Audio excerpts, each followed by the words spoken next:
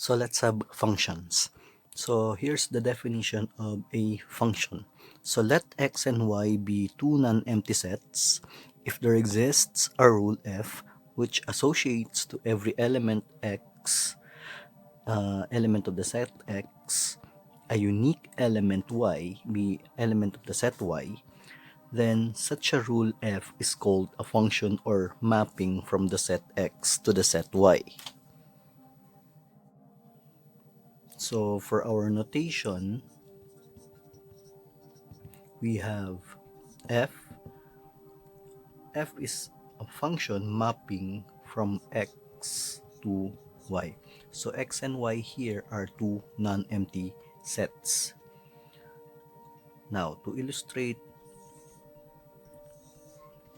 the image of a function, so suppose we have these two sets, so we call this x and y. It says that a function is a mapping from x to y. So we have a map here.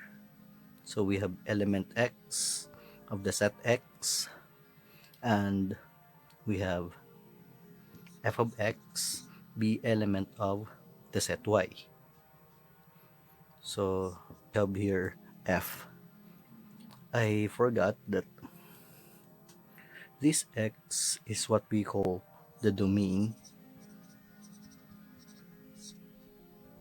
and y be the codomain. Now, there's a so-called range wherein, for example, we have this red part. So the red part is what we call the range, and the range can be a subset of the codomain. Also, so some definitions, x here, we call this x be the pre-image of f, and then f of x be the image of f. So we have kinds of functions. So for number one, we have the so-called one-to-one or injective. Number two, we have an onto or surjective. And for number three, we have one-to-one correspondence or a bijective. So for number one, we say that the function is injective if we have x1 not equal to x2 implies f of x1 not equal to f of x2 for all x1 and x2 element of the set x. So basically, a one-to-one function means mapping a unique element from the set x to a unique element in the set y.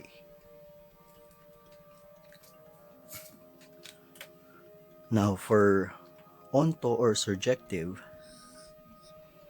so we say that the function is surjective if for all y element of the set y, there exists x element of the set x such that f of x equals y. It means that for every element of the set y, so the second set, there is an element x in the first set, wherein if you input x in the function, there should be a value y in the second set. Now, for the third one, we have one-to-one correspondence or a bijective if the function is both injective and surjective. So, for example, let f be a function mapping from z plus to z plus, where f of x be equal to x squared. So, we need to show that f is not bijective.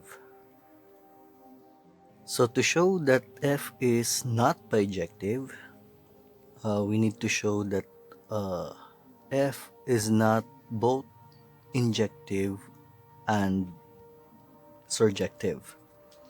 So let us first check if the function is injective. So checking for one-to-one. So we need to show that I will use the contrapositive of the definition of one-to-one. Since I'll write first the definition. X1 not equal to X2 implies f of X1 not equal to f of X2 for all X1, X2 element of Z plus. So if we take the contrapositive, we will have f of X1 equal to f of X2 implies X1 equal to X2 for all X1, X2 element of Z plus. So we will use this statement than this. So let's start at this statement. So f of x1 would be x1 squared, so equals x2 squared. Now, since these two elements are in the set of positive integers, if we take the square root of that, we will get also a positive integer. So we just take the principal square root of both sides of the equation. So we will get x1 equal to x2. That means we arrive at the conclusion. So we may say that f is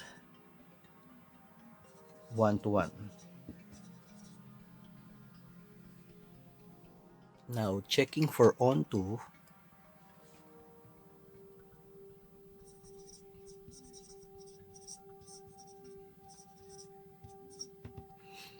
so we need to show that for all y element of the set of positive integers, there exists x element of the set of positive integers such that f of x equals y. Now, f of x in our given was x squared, so we write x squared equal to y. So by taking the square root of both sides, we will get x equal to square root of y. Now, observe that there are some values of x that may not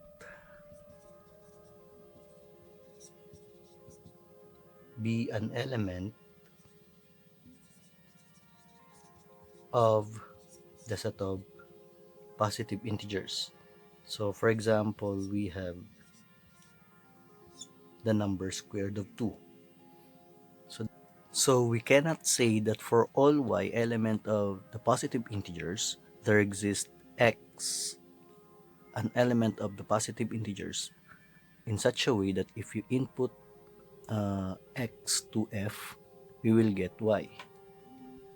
So therefore, we may say that f is not onto. So hence, f is not bijective.